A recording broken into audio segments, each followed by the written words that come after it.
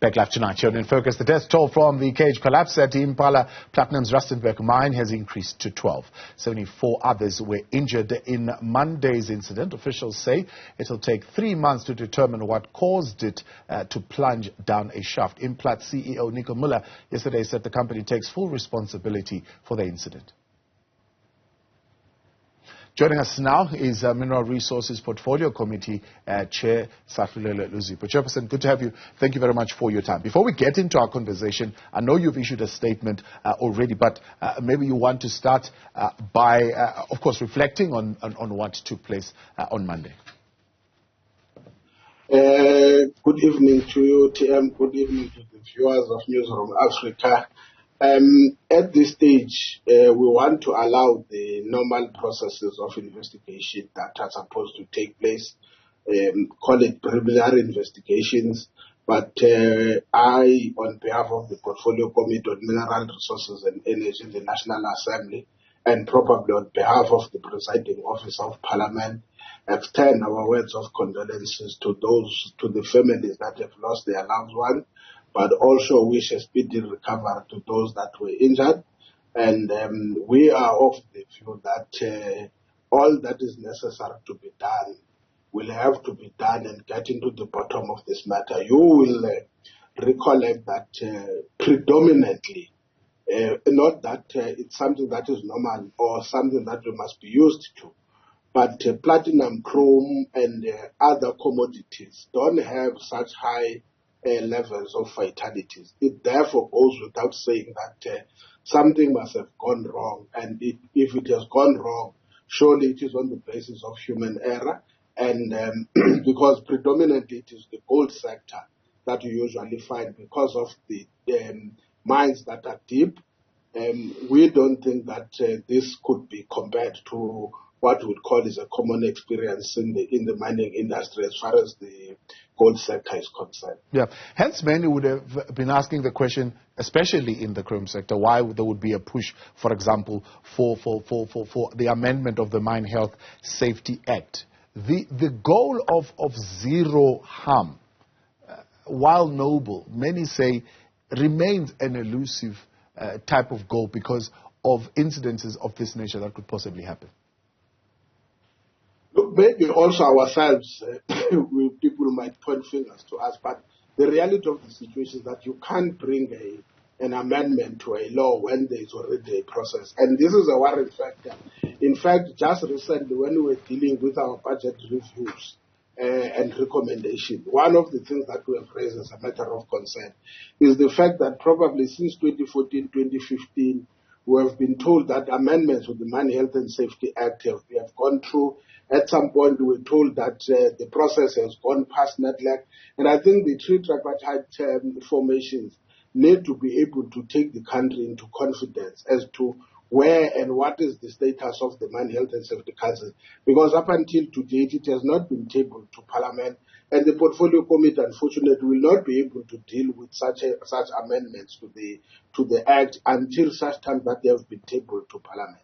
And we think that organized labor, organized business in mining, as well as government, represented by the Department of Mineral Resources and Energy, needs to be able to say why up until to this day and end they have not been able to successfully table the Mine Health and Safety Amendment Bill, because some of the amendments that could have been put in may have to come handy if they were in place in situations of this nature. For instance, one of the things we may have to have considered was the fact that the more fatalities you have, the more it must have cost implications into your own income generation or revenue generation.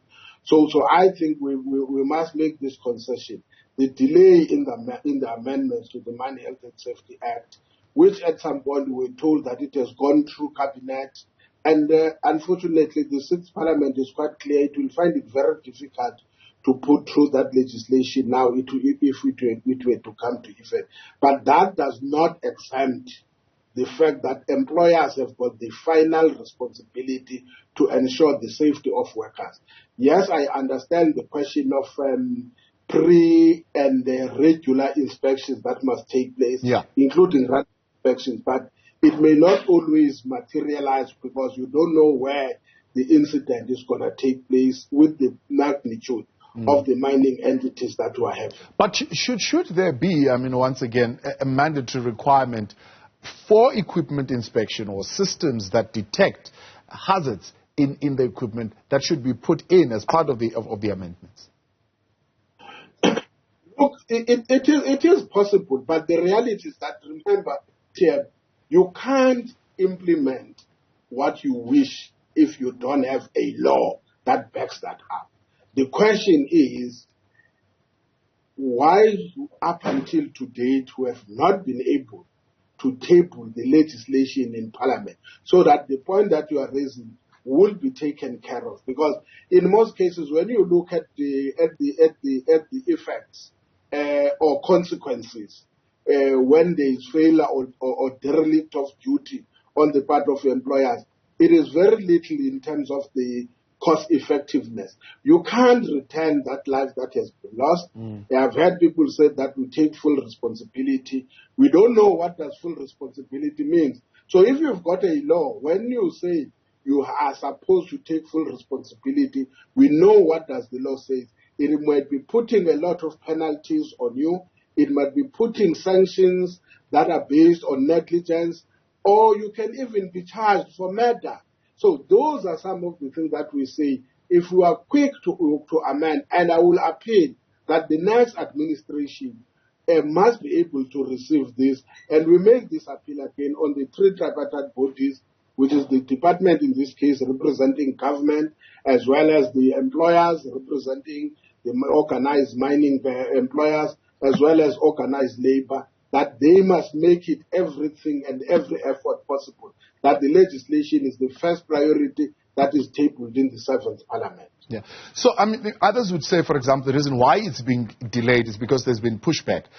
For one of the things that you would have suggested that you would know about is the tracking device, okay, that is able to check miners who get lost underground, that it becomes a requirement that all mining companies have this system in place. And smaller companies, mining companies who have come out and say that kind of regulation would be cost prohibitive. And could this be the reason why we are not seeing these amendments see the light of day? No, we are the lawmakers. Let them bring in that's what we're saying. If they bring in this bill, we pushbacks or no pushbacks would make it a point that what is supposed to be done is done. Look, the fact is, I may argue and say the reason employers will never take this thing seriously is simple because they don't feel the pinch. In this case, let's assume, as you say, tracking devices in some cases and improvement of those are not necessarily regulated. It's more like self-regulation.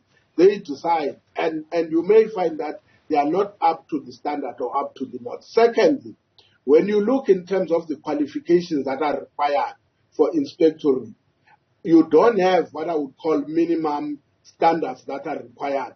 So that when you meet in terms of the equipment that you have, you don't have what you would call is a regulated system. So we say, if you were having all these kinds of arrangements, because it doesn't help, even if I generate a profit of almost more than 11 billion rands or more per annum, and you tell me that the penalties that I may have to pay is about 12 million rands, at times I'm prepared to go through that route and have a substandard equipment, and on the basis of the substandard equipment, then I will be able to pay whatever that I'm being demanded. Secondly, if you don't have a properly regulated arrangement, it becomes easy for those that are supposed to comply to run to the courts, and the courts will take what exists in law.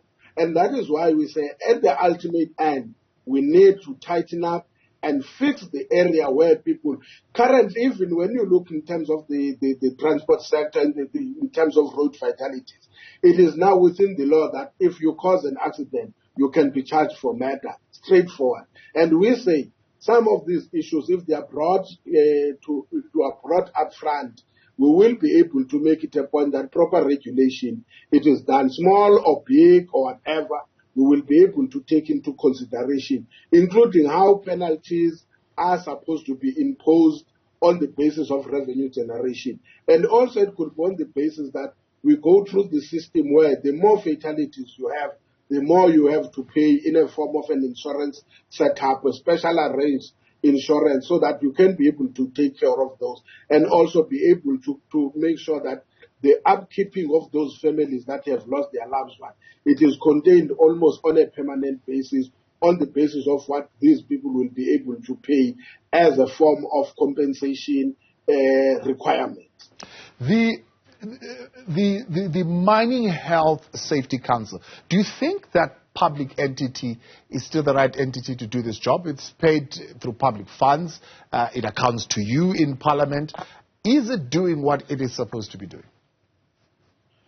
Look, the Mining Health and Safety Council, I think for me, the issue that we have always been said is that we must look at the mandate. Remember, operational responsibility still lies with the department. It is the department that must ensure that there is proper inspectorate. The problem that you are having in terms of the Mining Health and Safety Council, which is an issue we have said, it also needs to be looked at. Remember, at a workplace level, we have got what is called workplace safety forums, which are supposed to ensure that on daily basis, health and safety requirements are in place and are being complied with. But you find that that Mining Health and Safety Council does not necessarily devolve up to a lower level. In terms of power relations, there is a change because management now take authority over what is supposed to happen. And we think those are some of the things that needs to be tightened up to make it a point that the Mining Health and Safety Council go to a point where, in terms of authority and refusal to perform dangerous work, it is implemented on the basis of a considered view by that structure at a workplace level. And currently, you don't necessarily find that kind of an arrangement. And I think, as you have stated, there is no way that we can say the Mining Health and Safety Council, it is not relevant. But I think we must also make the concession that it still requires to be given more teeth.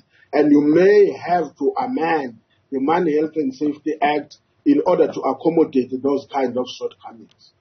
Appreciate your time, Chairperson. Thank you very much for coming on. Sahlulele Luzipo, Chairperson of the Portfolio Committee on Mineral Resources. More news when we return after the break.